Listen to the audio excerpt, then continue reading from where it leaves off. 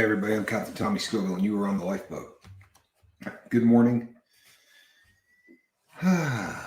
So I talked about this yesterday real briefly. How I believe that self-awareness is probably the most important thing in recovery, arguably the most important thing in life. And sometimes being the captain of the lifeboat, 90% of the time being the captain of the lifeboat is the most rewarding thing in the entire world. The rest of the time, it's the most frustrating thing in the entire world. I get a lot of emails, and I love it. It's why I do what I do. And I have a ton of personal interaction with people on the boat, and I love it. It's why I do what I do. The last 3 days have been a bit of a struggle for me with, hello, Annette. Good to see you. I have, the last 3 days have been a struggle for me. I have had some health trouble, and I've had some stuff that pulled me away from the boat in a way that that forced me to rethink the boat and rethink just my involvement in the boat and how long I could do the boat and things like that. And it's I am the worst in the world at self-awareness. Well, I thought I was. I've met people recently and read emails from people and comments from people that have led me to believe that maybe I'm not the worst in the world, that there are some that are actually worse. But self-awareness has never been my strong suit. And I think that that's something that could be said of everybody in addiction. I spent better than 30 years of my life convincing myself that I couldn't live sober. I spent more than 30 years of my life convincing myself that I was better wasted than I was sober. That requires a massive amount of delusion, right? And a complete and utter lack of self-awareness in order to pull that off. That's not something that you can do if you're being self-aware. There's been a tremendous amount. Morning from work. JR Gaming, good to see you. There's been a tremendous amount of talk lately about artificial intelligence. It's one of those things that we talk about in the news, and we talk about on, that is talked about on the news constantly. And it is something that there are a bunch of people who are really terrified of the concept of AI. And the reason that we are talking about it so much, and the reason that it frightens so many people, is our biggest fear is what happens when it becomes sentient. What happens when artificial intelligence becomes self-aware? At that moment, then what? What happens when artificial intelligence can begin to start thinking for itself? Is that even possible? And if it is, then what? You have a lot of friends on here, Annette. I think that there's a lot of people here that would call you friend. When AI becomes self-aware, then what? It may decide that human beings shouldn't be around. It may decide that it can run the planet better than we can. And arguably, that's probably a decision that would make sense to artificial intelligence. The question becomes, are you running yourself? Honestly, are we sentient? Or so often do we just sort of cruise through life with our heads buried in sand that we create through drugs, that we create through BSing ourselves on a daily basis? Hold on one moment, folks. I just got to make sure that that was not. Hold on one second.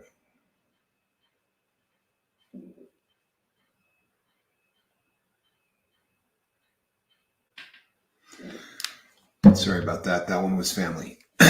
So, as I said, I spent more than 30 years of my life trying to convince myself that I was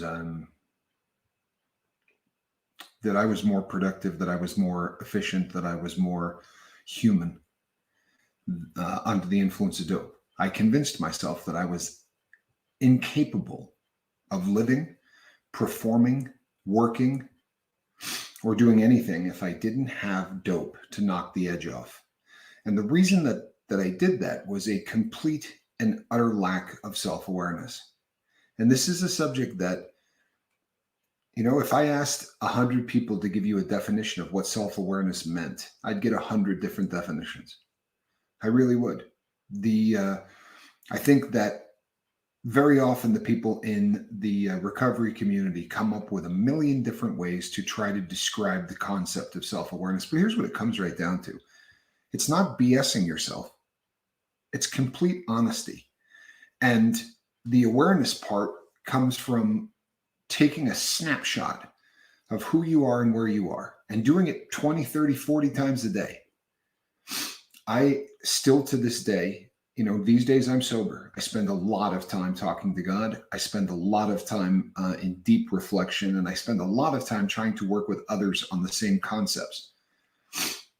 Yet, I can still slip back into that mode of lying to myself and telling myself that I'm not what I am, convincing myself that I'm not what I am, or that I'm better than I am, or that I'm worse than I am.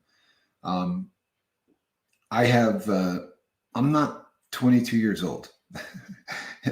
And even if I was 22 years old, I'm not a regular. I almost said normal, but I'm not a regular 2-year-old. I have some pretty heavy stuff going on medically, and it's a part of who I am. And because I don't like it, because it's painful to realize that you're slipping, because it's painful to realize that you're not the person that you used to be. It's so easy to slip back into the patterns of addiction. And I don't mean getting high. I just mean lying to myself. So you spend a lot of time as a drug addict, addicted, right? And using, and for everybody, that's a different period of time. But during that period of time, you miss out on a lot. So I started getting wasted when I was in my teens, right? Early teens, almost preteens. Right as I turned a teenager was when my drug addiction started. At about the age of 13, it started. And from that point forward, I lived in a bubble of BS. I BS'd everybody around me. And more importantly, I BS'd myself. I popped out of that bubble at 46. And that's when self-awareness, I became sentient at 46. And I had to grapple with the fact that physically, the best days of my life were behind me. And that's a difficult thing when you come to the realization that, holy crap, my mind for the first time is working the way it is supposed to. And my body for the first time does not. And I did a really heavy amount of damage to my brain during that time. And I have to be very aware of that. Right? That's part of the reality of who I am. And I set goals. Didn't do that before I was 46. I spend a tremendous amount of time writing down the things that I want to do and writing down the places that I want to take the boat. How realistic are the goals that I write down? That's pretty important stuff. And I find very often, because of my addiction, that I write down goals that I might have been able to pull off when I was 20. At early 50s with some brain damage, I write down goals that may not be realistic. And I get a feeling of being unproductive, right? The hangover. Cody English, good to see you. Most people that have been addicted are smarter than those that have never been addicted. Maybe. We certainly view the world through a different lens, and we tend to know things that those people don't. So there is certainly that aspect. I think that very often, Todd G says, I lost my 31-year marriage to addiction and lies.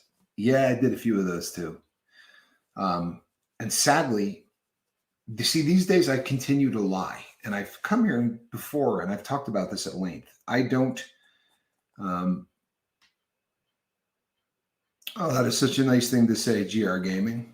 He said, been watching the channel since you started. I come from a family that has been, that's had a history of, of alcoholism. I'm so glad you're here. Uh, I don't lie to anybody anymore. I really don't. But I lie to myself all the time. And self-awareness is the ability to realize you're lying to yourself. And it's the skill that I preach the most, and it's the skill that I am the worst at. And recently I have made my circle of 5 bigger. And I don't mean the 5 that I'm helping. I mean the people who are helping me. And there is a new person in that 5 who this individual is sometimes like Jiminy Cricket. Sometimes this individual is the little person on my shoulder that says, what you're talking about is not realistic.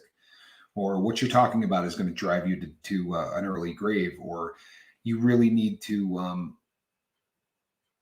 to start looking at your health before you look at other things. And it's a difficult thing to come to grips with with the fact that you're not honest to yourself. But I want everybody on the boat to start asking themselves the question, are you being honest to yourself at all times?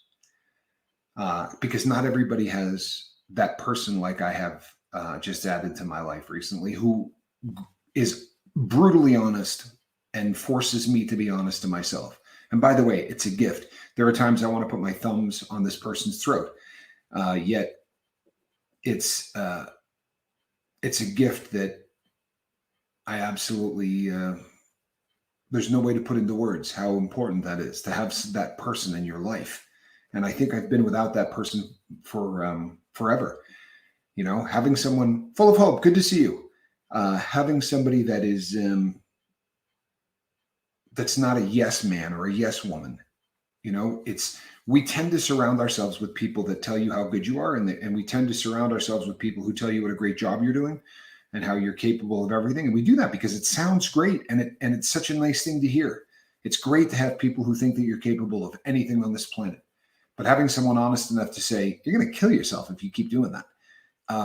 It's hard to find that kind of honesty. So more often than not, you need to find it within yourself. So how do we do that? How do you go about doing that? I was journaling about this yesterday before I went to sleep. And by the way, I went to sleep last night earlier than I have gone to sleep since I've met you.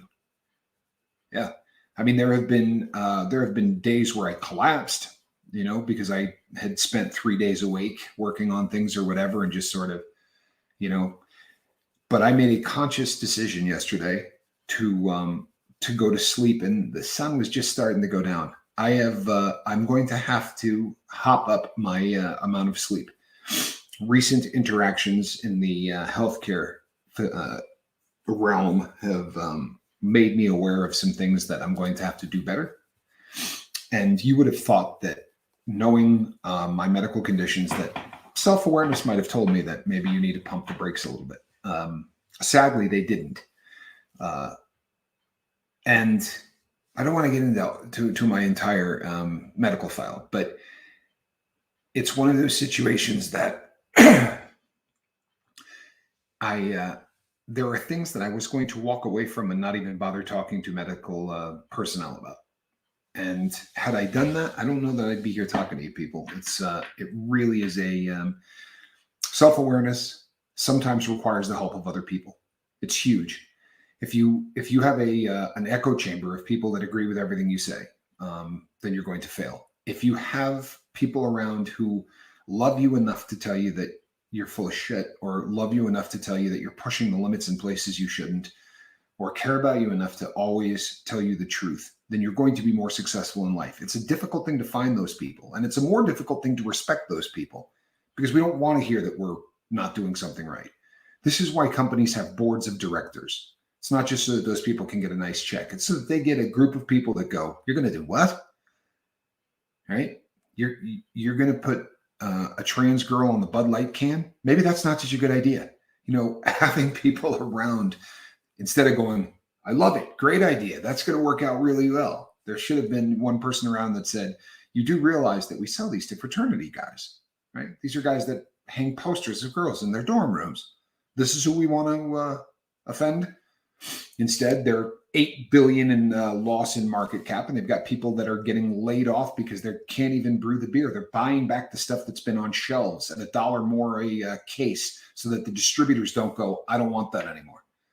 It's just a great example of exactly what I'm talking about. You kind of need it in life. You need people who are going to tell you the truth. And the Lifeboat's a fantastic place to find people like that. Cody English made a good point earlier. He said, addicts tend to be smarter than people that have never been addicted. Well, certainly within the framework of addiction, we are. If you go and start asking all of the questions that need to be asked of people that have never been high, you're probably not going to get the answers you're looking for. Or you may get the answers you're looking for, but you're not going to get the answers you need. If you get people who are really honest and understand addiction, you're going to get people who say things like, you're sure this isn't just another addiction that you're going hard to the paint on that's going to put you in the grave in the next 15 minutes? You need to go see a doctor. Or are you being honest with yourself? No one wants to hear that. But God, it's important. So last night before I went to bed, before it was dark, and I'll tell you people, here's my schedule. This is what I normally do. Honestly, normally when I'm done with the Lifeboat, right, I go and I check all of the emails and I read all of the comments while I eat, right? So it ends here for me at about 6 o'clock. I'm done eating by 6:15. I'm usually done checking emails and doing all of that by about 6:30, quarter to 7. I touch base with my kids, my family, the people that I love, and then I go to bed. But I wake up at midnight and I stay up from about midnight until the boat starts, right? And then during the day, I might grab an hour or two. Last night, I did not wake up at midnight. I did everything I could. I blacked out the room. I did a lot of things to try to ensure that I did not get up at midnight. And it was uncomfortable because the things that I do at midnight have become a very big part of me and an important part of me. That's when I get up and I talk to some people that sort of help me stay focused and stay on path. I can't do that anymore. I have to rearrange my life these days because of the fact that I'm not a young guy anymore. I mean, I'm not as old as Todd G, but I am not a young man anymore. And that says I wake at 3:15. I still wake up at 4. I'm cool with that. But breaking my day into little 3-hour snippets of sleep so that I can get more done, that's great when you're 20 and healthy. When you're my age and you have and you've got some health problems, that's not something that's realistic. But before I went to sleep last night, I started journaling. And if you saw last night's show, I made a comment on self-awareness where I said,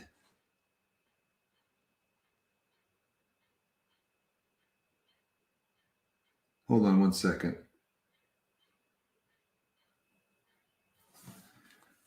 Hold on one second. This is family.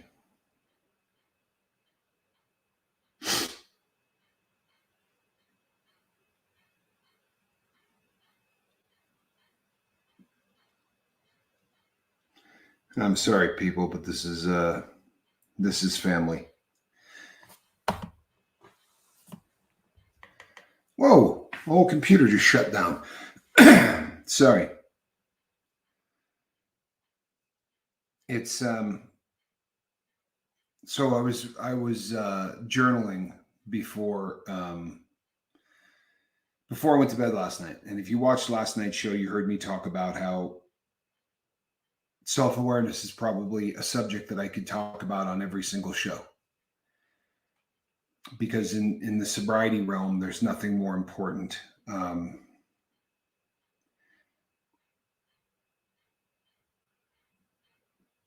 Wow. Sorry, just got kicked in the stomach. Tough text message from somebody I'm sorry. So I was talking about how self-awareness could probably be what I do on every single show. I could probably do it in the morning. I could probably do it at night. And I could probably do that 7 days a week, 365 days a year, and not scratch the surface of how important self-awareness is. It's one of those things that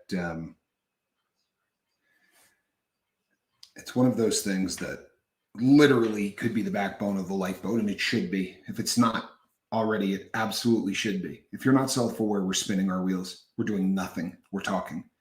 So I started journaling about it, and I wrote down 5 keys that I think are essential for this whole self-awareness concept. And I guarantee you that I'm going to end up changing these and rewriting these and expanding on these, or throwing them out and starting new ones altogether. But this is huge. The first one is reflection. Taking time to reflect on your thoughts, emotions, and behaviors can help you gain insights into yourself. Engage in introspection, journaling, or meditation to develop a deeper understanding of your inner world. This is huge. Heather did a show on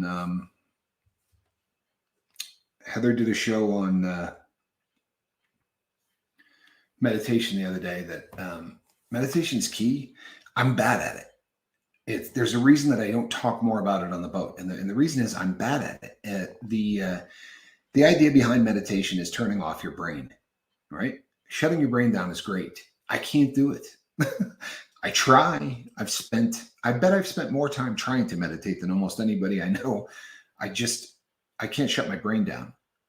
I started going to other forms of meditation where, instead of trying to literally clear the mind, you just try to not spend more than 4 or 5 seconds on any given thought. Instead of trying to concentrate on no thoughts, if a thought comes in, you grab it and then you throw it, and then you grab it and then you throw it, and you just don't ever let one of them expand. And I can do that form of meditation. I can't do the other kind. And I would love to, if I say this, it's going to sound like I'm trying to say, I just can't shut my brain down. My brain works 24 hours a day. Doesn't mean I'm smart. It just means that I can't shut my brain down. And there have been some scans over the years to actually back that up. I've got some issues with being able to get my brain to go into relax mode. I'm not very good at it. And but journaling, for me, probably because of how I'm built, is the key to self-awareness. There are times, in fact, more often than not, when I'm journaling, I can't think of what I'm journaling until I read it. I mean, literally, like, I start the process and then I just let it go. I don't try to, it's like a stream of conscious. I let whatever's going on in my head just get down on the paper. And I will try at some point during every journal entry to do things like reflection or gratitude. There are certain things that I try to put into every journal entry. But for the most part, I'm just bleeding onto the paper. And that for me is a really huge thing with self-awareness. I journaled before I got up this morning and got on the boat. I'm going to journal immediately after the boat, because there's more things that pop up that I need to get out of my head, or the entire day is going to just keep me chasing my tail. Hold on one sec. Just want to make sure I didn't miss anything important, because it does happen. Buddha says, I hope I'm good. Starting to get nervous because life is too smooth lately. That's something that, you know what? It's self-awareness. It really is. It's self-awareness. I deal with this all the time, and I'm getting a little bit better at it, but you spend, how many decades of your life, or how many years of your life, sabotaging yourself. All of a sudden, when things start going really good, we're waiting for that shoe to drop, because it's just baseline. It's what we're used to. You got to be really careful at that moment, because very often, even if you do it subconsciously, sometimes we will sabotage ourselves because we're just not used to success. We're not used to that feeling of everything being okay. And it starts to make us do this, what the hell's going on kind of thing. It doesn't make sense if you say this to someone that's never been addicted, but literally you sabotage yourself so that you can just get back to what you know, which is feeling like crap and needing something to take the edge off. And that's something that self-awareness does huge things. Seek feedback is number 2. Actively seeking feedback from trusted individuals can provide valuable perspectives about your strengths, your blind spots, and areas for improvement. Stay open to constructive criticism and different viewpoints. This is hard. This is one of the most difficult things in the world for me. And for many reasons. For many, many reasons, this is a difficult thing. Number 1, I'm sorry.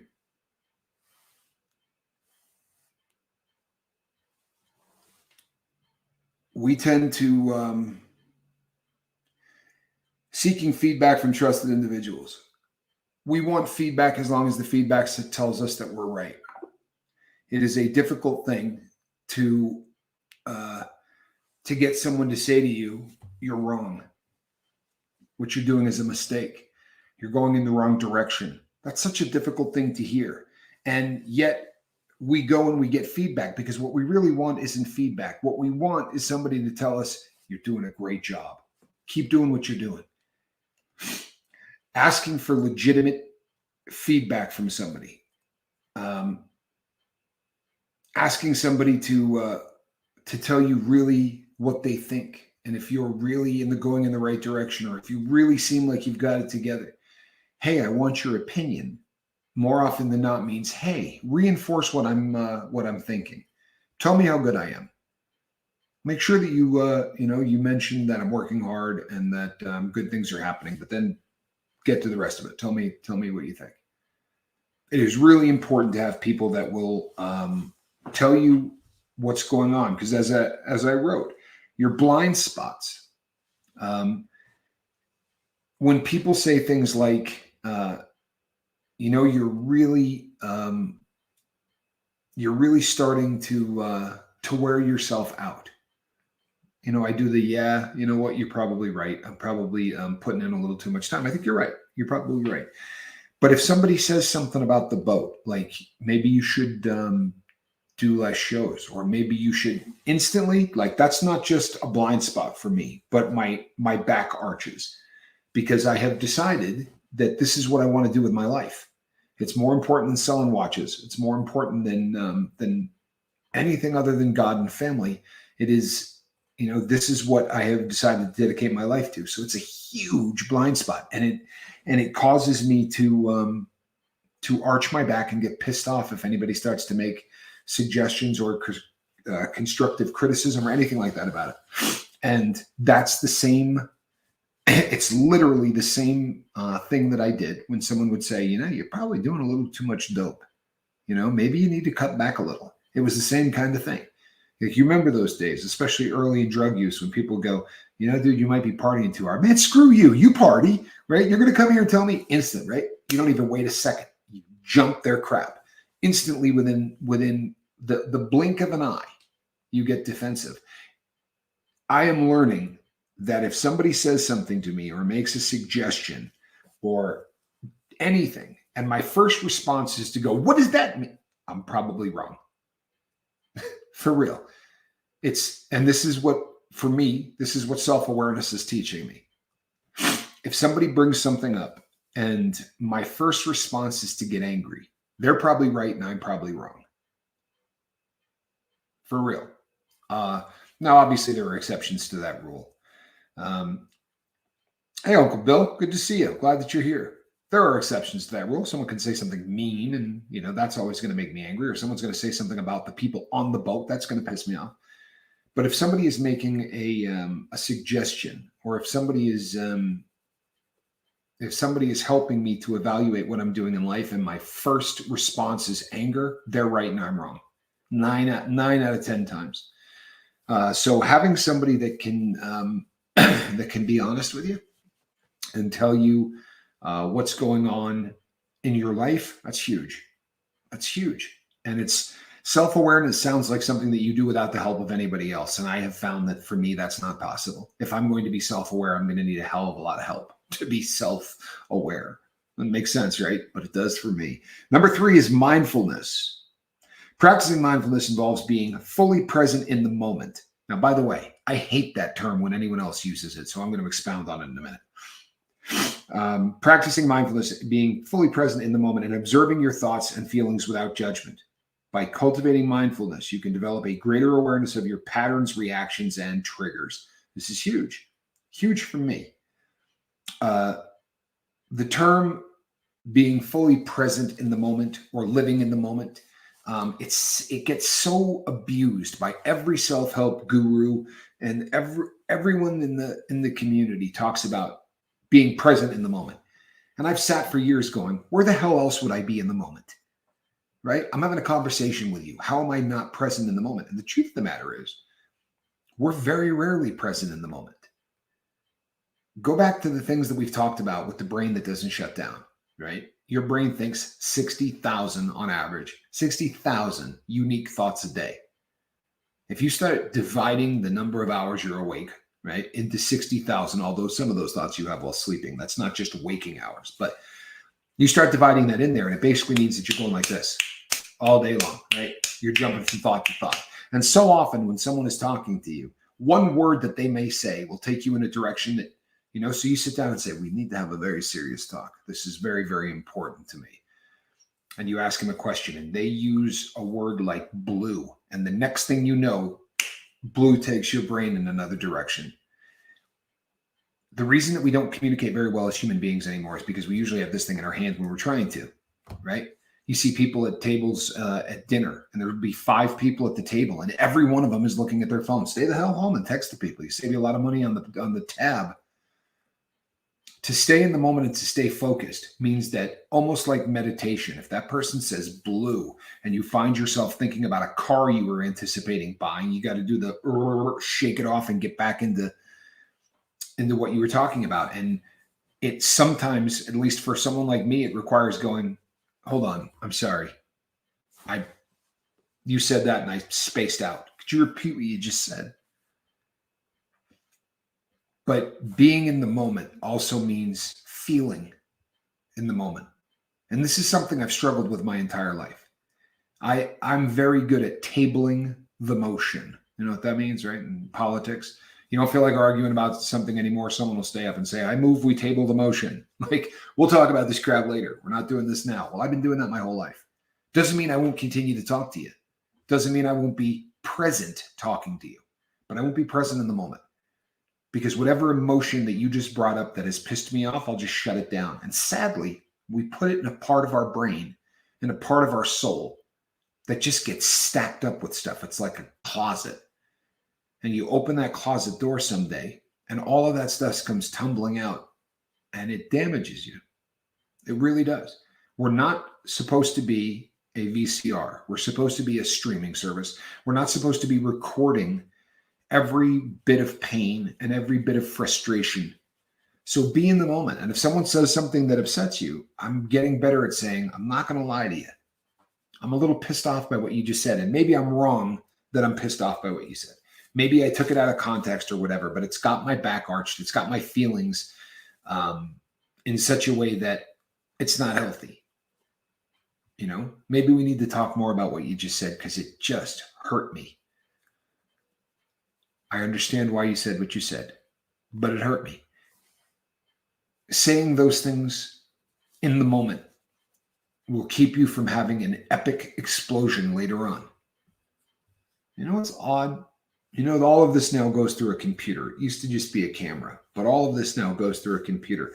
And for whatever damn reason, the computer has decided, like a regular computer will, that if I'm not touching the screen for some reason for, say, 3 or 4 minutes, that I no longer want to record, and everything starts going and getting dim. So I got to keep reaching out and doing stuff. It didn't used to do that.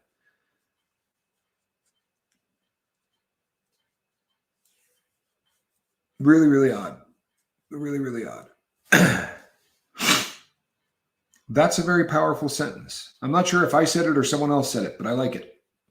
Anything here that's happening that's powerful, I dig it. Number 4, emotional intelligence. When I wrote this down, I started to write in, because obviously you've heard with all these, I write mindfulness, ... and then so I wrote down emotional intelligence, ... and then I wrote out what I wanted that to be. And then I deleted it. And then I wrote out what I wanted that to be, and I deleted it. And I came to realize about 6 minutes into it that maybe I don't know a whole lot about emotional intelligence. I know it's really important that it's there, but I can't even articulate it, or couldn't. So I spent a little time on this one. But emotional intelligence is embracing emotional intelligence means understanding and managing your emotions effectively, paying attention to your emotional states, recognize their impact on your thoughts and actions. And that's key. Recognizing their impact on your thoughts and your actions, and work on developing empathy and empathy towards others. My emotions don't go on and off like a light switch. I wish that they did, but they don't. if something happens that deeply hurts me, I can't turn it off. So I think I deal with it and I go, oh God, that hurt. I can't believe somebody just said that, or I can't believe somebody just did that, or I can't believe that just happened, or whatever. And I'm feeling that hurt. Not so much when it's anger, but for me, when it's hurt, when I'm feeling hurt, now I have to go and make decisions. Now I have to go and actually function. And if I don't realize that that hurt is going to change the decisions that I make, and even if the decision has nothing to do with anything, right? You get your significant other says, I think I want a divorce, right? You're devastated. The next thing you do, you could be at work ordering stuff for your company. For me, if I'm in that emotional malaise, anything that I do from that point on is going to be suspect. And I'm learning to deal with this by trying to not brush over anything. If I find myself devastated, I need to deal with it right then. I mean, if it requires 5 to 10 minutes of working on that and that alone, and even if, the conclusion is not, if somebody tells you they want a divorce, that's going to leave a lasting impact for a very long time. But even if the 15 minutes is you sitting down and going, okay, here's the worst case scenario and here's the best case scenario, and this is going to require a lot more dedication and time and thought. But that isn't going to be right now. Right now I have to function. Right now I have to do the lifeboat, or right now I have to go and sell cars, or right now I have to whatever. So you take that and you're not sticking it in that closet that everything's going to tumble out of, right? You're putting it in the to be done little thing on your desk, right? Things to do, slap it into that file, because as soon as you're done selling a car, or as soon as you're done with the lifeboat, or as soon as you're done with whatever, you are deeply immersed in that requires thought and decision and things like that. As soon as that's over, I'm going immediately back to this and I'm going to cope with it. That's being self-aware. That's living in the moment, and that's emotional intelligence. If you put that into that little file and then go, yeah, that little file hurts, so I don't think I'm going to go back to that just yet. It's going to end up in the closet with all of the other crap that's going to come tumbling out. And when it comes tumbling out for a drug addict, you're going to end up drinking, you're going to end up drugging, you're going to end up doing something really, really stupid that's going to really screw up the rest of your life. You understand? All of these things have to be dealt with in the moment. They really do. It's a huge, huge thing. Hold on, peeps. Zen Wen said, apologies for not chatting today. Wake up from a bad nightmare and I am serious pain from head to toe today. Literally, but I love you all bunches. I'll tell you something. I am wrestling right now with very serious nightmares, and it may be from the shot to the head, but last night was one of the worst nightmare nights I can remember in a really, really long time, and I deal with them. It's I don't mean I deal with them. That's the wrong term. I get them a lot, and I've been dealing with that for a long time, especially since some stuff in prison. But last night was off the chain. And the crazy thing is I wasn't waking up. I wasn't waking up in the middle of each one and going, oh, damn, like it was just one long continuous bad dream, and it went on for a really long time. Sort of touched on all of the things that bummed me out. It was one of those nights. But the video poetry as a way of life, that channel, superb. Not sure what that channel is, but I have to check it out. You too, ZW, and I'm glad that you're here. It's nightmares are tough.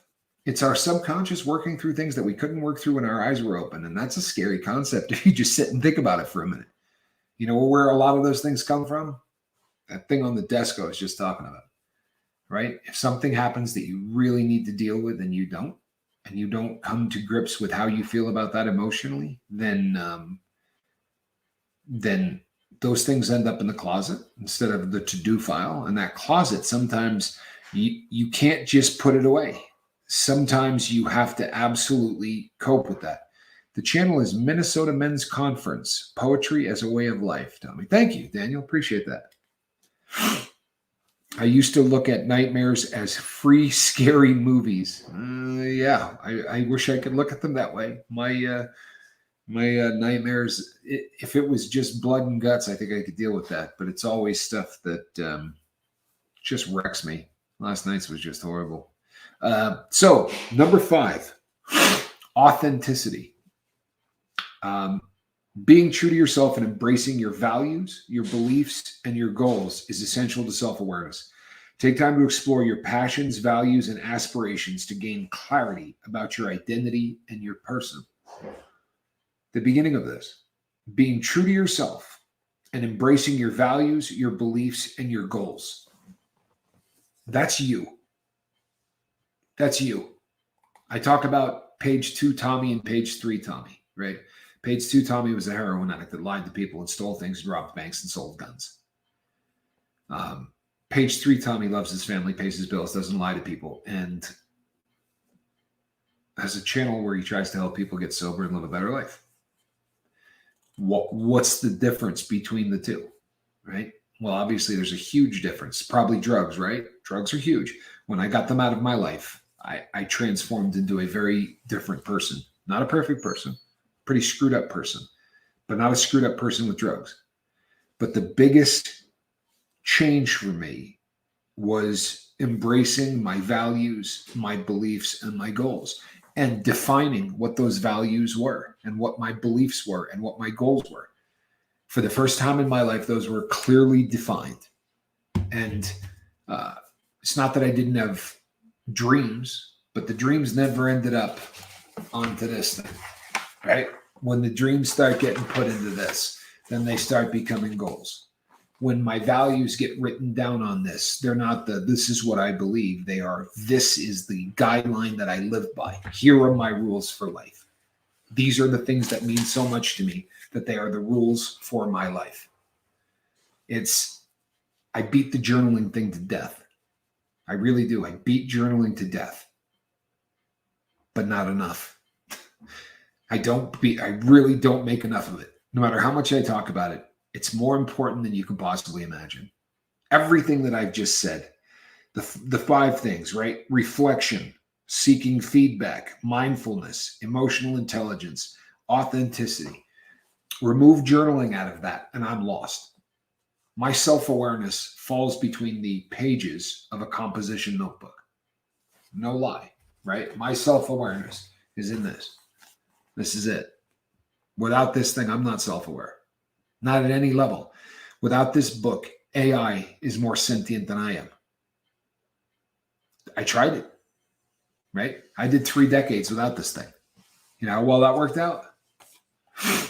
It wound up with me being incarcerated and hurting everybody I cared about and lying to all of the people that meant anything to me and being a crappy father, a terrible human being, and the worst believer that there was on the planet. Because I believed in God through all that entire time. I did. I just didn't do anything that would have made him happy. You know? And that was my life. And I've had to come to grips with all of that. How do you do that? That damn book. That book. That journal. It's how I've come to grips with all the things I've done in my past. It's how I come to grips with where I am at the moment. And it's how I make plans for the future. That book is my best friend. Right? I've got some great people in my life that are huge, that are such an influence on me. It's really what I have great people in my life, but I can't even really be a friend without that book. I can't be a dad without that book. I can't be a son without that book. I can't be a brother. Everything that I had an opportunity, and you have this opportunity if you want to take it, but I had an opportunity to take the eraser and erase who I was and then redesign who I was. Have I done an excellent job? Probably not, but I did a hell of a better job than I had done before the eraser. I'm certainly a better person today than I was before.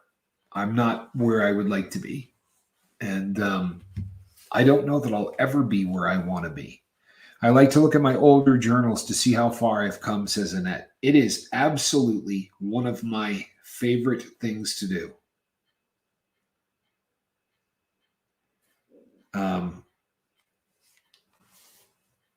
It is literally one of my favorite things to do. To go back and look at where I've been. It gives you a perspective. It gives you a perspective on everything that you need to know. It'll tell you how far you've come. It will also tell you how far you need to go. Honestly, looking back sometimes gives me a really great perspective on if I've gone far enough. And what I mean by that is, as I said, the last of these is embracing your values, your beliefs, and your goals. Okay, well, if I go back and look at an 8-year-old journal, I've been writing about my values and my goals. Thanks, ZW. Appreciate you, man. I really do. I've been writing about my goals and my beliefs and who I am and where I wanted to go. So when you go back and read them and you go, well, this is where I wanted to be 8 years ago. This is where I said I wanted to be. Am I there? Right? How far off the mark have I come? Or have I changed my goals massively? And why? Why did I change my goals? And for me, that's a really, really neat experiment, because when I started setting those goals, I was in a cage. And believe it or not, that cage is one of the greatest places in the world. If you really want to strip away all of the BS and not be distracted by the internet, and not be distracted by television, and not be distracted by anything. I was alone in a concrete box, and I had a lot of time to really think about where I wanted to be, what my values were, what my beliefs were. And then I got out here, and it's like all of these things are going on, right? And all of these things are happening all over the place, and there are things coming in and sensory overload all the time. So to go back and look at what I wanted to be and where I wanted to be when I had clarity, because I had nothing else to do but think, and compare it to where I'm at today, where, the goals haven't changed. They really haven't. My ability to implement them have been a little different.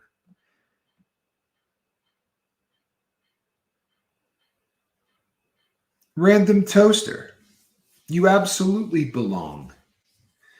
You could take absolutely everything that I said today. Every single thing that I said today has nothing different for someone who has a drug problem and someone who doesn't at all, right? Let's run this back. So we're talking about self-awareness. You talk about reflection. You talk about seeking feedback from people. You talk about mindfulness, right? Emotional intelligence, authenticity. None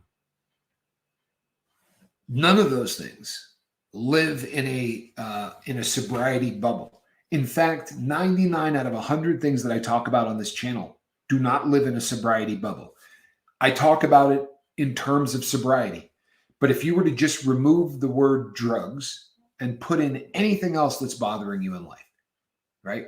There's nobody on planet Earth today, on this planet, that does not have a problem with a habit, right? Or a substance.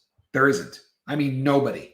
We all do things habitually that we wish we weren't doing. Or if we're not completely self-aware, we all do things habitually that are making us less than what we should be, right? What percent of the planet do you think is addicted to this thing? And they will tell you they've never had a problem with addiction. What percentage of the planet do you think is addicted to social media? What percentage of the planet do you think is addicted to eating? What percent of the planet do you think is addicted to work? Workaholics, whatever the case may be. Toaster, you are at home, brother. We're exactly where you're supposed to be. You are. You didn't find the channel by accident. There aren't any. But you absolutely belong. I'm a little bummed out to think you'd even think you don't belong. I hope you're stuck with me now. Good. The lifeboat is about living your best life. And the vast majority of us have a drug problem. I was speaking to somebody yesterday. I think it was Lemmy, actually. Lemmy and I were on the phone yesterday, and the last time I did an analytics, and I could do it back then, about 14% of the lifeboat have sent emails that said, I've never done drugs. Now, the channel is a lot smaller. I don't know where we're at now, but there are a lot of people on the lifeboat who have never had a drug or alcohol problem. You know, that's okay. I promise you it's okay. You know, what we talk about, these are bigger picture things. They happen to really apply well if you're on drugs or alcohol, or at least I hope they do. Lemmy is a serious auditor. Make no mistake. If you've never been over to his channel, and Lemmy's killing it. He's hitting that out of the park. I saw a video over there. It's got like 30,000 views. I mean, he's killing it. Lemmy's he's the real deal. Social media is the root of all evil. I need mine, but keep it at arm's length. Taji, you know what? If we were able to control all of the things in our lives that we experience, none of them are evil in that context. Like, if I've talked about my friend on the lifeboat 100 times, I got a friend that does blow New Year's Eve. Every New Year's Eve, he does cocaine. That's just how he does New Year's Eve. And he's got like 3 or 4 friends that get together. He was a former stockbroker, and they all get together and they, lay out big ones and snow until the sun comes up. And then he doesn't do it ever again. It's not a problem for him. I mean, you can sit and think of, the drug is evil and this and that. For that dude, it's entertainment. He does it 1 out of 365 days a year, except for leap year when it's 1 extra day. Well, social media, if you use it the way that dude does blow, is if you spend 25 minutes a day on the social media, or if social media replaces something else that you did for 30 minutes anyway, right? If you sit down and you watch the news for a half an hour a day, and now instead of that, you get on here and you get your news on here for a half an hour a day, what difference does it make? But if you start to get the shakes because you haven't seen how many people have left you a comment, right? If you feel uncomfortable because you don't have this in your hand, there are some great videos online of parents that have taken phones from their kids, and you get to watch the show, so to speak, of the child pacing back and forth and saying, please let me have the phone. Come on, I just need to check something. Doesn't sound any different than a guy on the phone saying, you told me you were going to be here in 10 minutes, man. I need this stuff. It's the exact same thing. You know what, people? I'm almost ready to end this show early because I did Navage and I just need to blow the nose. I used to think I didn't have a drinking problem because I didn't drink on St. Patrick's Day or New Year's Eve. It was the other 363 days that mattered. You're absolutely right. You're absolutely right. But Lemmy's on fire right now, man. In every aspect of his life. I couldn't be happier. I'm in his 5. Hold on.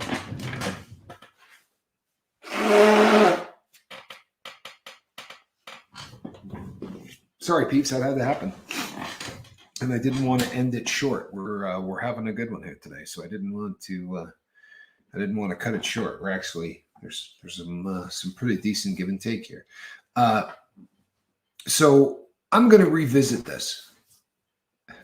St. Patrick's Day is my birthday, says Annette. She says, I'm doomed. Well, I missed your birthday. I won't miss it next year, Annette. You better be here. So I'm going to wish you a happy birthday next year. You watch. You better be here on St. Patty's Day.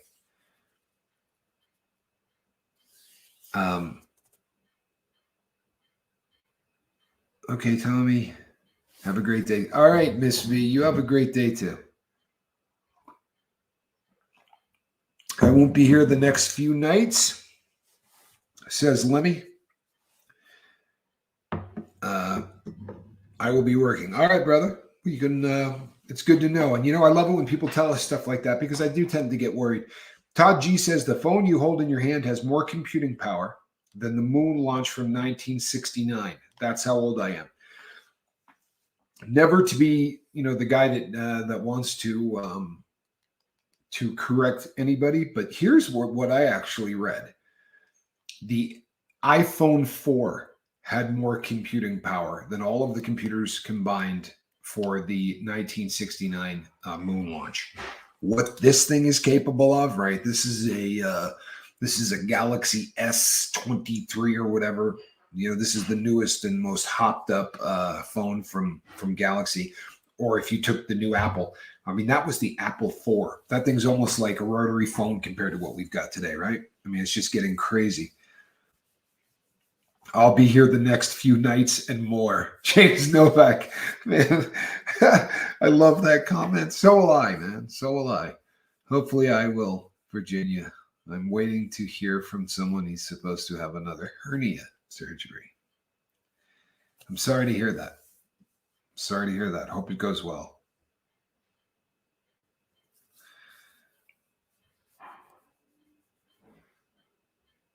Oh, yeah. Rooms and rooms of computers. This evening, you will be stuck with me again. This evening was supposed to be Heather Joy, but last night I was supposed to be doing an interview and I didn't, and I have set it up for tonight. So Heather will be back at some point tomorrow, but tonight you are stuck with me. Positive vibes and prayers to be sure.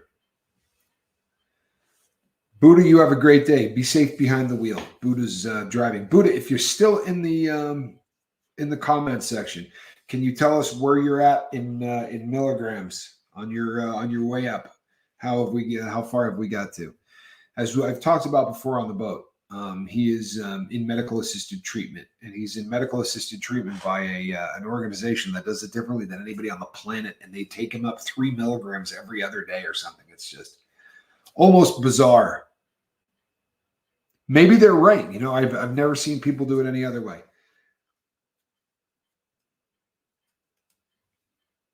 I guess you will do if we have no choice. Rick, I know. It is what it is. I think it's awesome that we're getting a variety. I love that Heather's here. She brings a different vibe. I just hit 60 milligrams today. Yeah. You know what, Buddha? I had a talk with somebody about this the other day. I was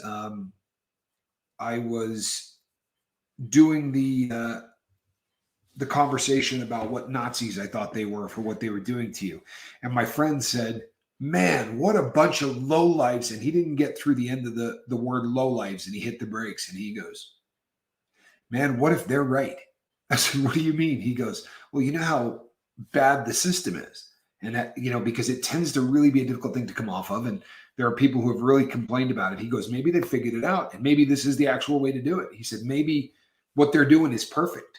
As opposed to getting you in there and on day 3 having you at 80, maybe they're doing it right. Maybe they're going to, it's getting enough into his body and it's doing it in such a way. And the really crazy thing is, they might be right. I have no way of, and I know that you and I have discussed this, and I've always gone off about it, about how bad I think they are and how awful they were to do this to you. My friend really kind of made me think, maybe they have it right, and we were idiots the whole time. It may end up being that this was the perfect way to do it. So we're going to have to see. But 60, man, you're almost home. You got to be feeling a whole lot better, and hopefully it's really. I'll reach out to you today so that we don't have to put all your personal stuff out here. But I will reach out to you. Scooby says, "Oh my, it's going to be 86 degrees here today." For those of you in a foreign country who don't know what that converts to, I'll let somebody else tell you. That whole centigrade thing is, I'm a dumb American. We measure things in Fahrenheit, and and we talk about the non-metric system until we get to drugs, right? And then we all know how many grams are in an ounce and all of that stuff. Heather Joy says they're very well may be a good reason for them doing it so slowly. And Full of Hope never lets me down says 26 centigrade. I knew it would be one of our foreign friends. I was wondering if it was going to be Full of Hope first. Lemmy comes in. Temperature in degrees Celsius equals temperature in degrees Fahrenheit 32. Yeah, you lost me, man. You absolutely lost me. You're in a different world in terms of that. I mean, what you just wrote there literally has made me my head is lost. It's always hot here in Arizona. Well, Annette, I'm going to find out real soon because let's see. Today is the 28th. By this time next month, I'm going to be in Arizona. It's going to look like this out the back window by next month. A slow wind off while increasing the dosage. It is a good strategy, but not if you're trying to use, but not if you're trying to not use any more right away because you don't get to that blocking dose and it makes you feel rough to be sure. Heather Joy, I tend to think that you're probably right. It's just that I've never seen it done that way before. And I'm familiar with a lot of clinics, not just from my own personal experience, but from the literally probably 100 people or more that I've talked to on the lifeboat that have, the people that I've talked to on the lifeboat that have told me about where the, where they were at with theirs. Hey, monk, good to see you. Hydrate, Tommy. Eat lots of veggies. Well, I'll hydrate anyway. Not a big veggie person, but they waited too late to teach us the metric system. You know what? I'll tell you a funny story just before we leave because it's always good to end with a funny story. Google vapor pressure deficit or VPD. That's one tell of weather modification. Did not know that either. So I remember being, all right, Buddha, be safe behind the wheel, bud. I remember being in high school and they were talking about, metric versus, the system we use here in the States, metric versus ignorant or whatever. And they were trying to talk to us about yards versus, meters versus yards or feet and centimeters and millimeters and all of that. And everybody in the room was just completely dumbfounded. And then when they got to weights, you could look around the room and know everybody in the room that was on drugs, because he's asking questions. How many centimeters are into this? And everyone's like looking around at each other, how many meters are in everybody looking around and doing this one. And then he said, how many grams are in an ounce? Like 4 burnouts hands go up, like all the pot smokers in the room, how many, in fact, I remember very, very specifically my friend Lurch, the question was, how many grams are in a quarter ounce? And he answered 7, unless you buy from Mark. And then it's usually like 4. Which of course I thought very funny at the time. Looking back on it now, it just means I was an idiot, but I really, really got a kick out of it.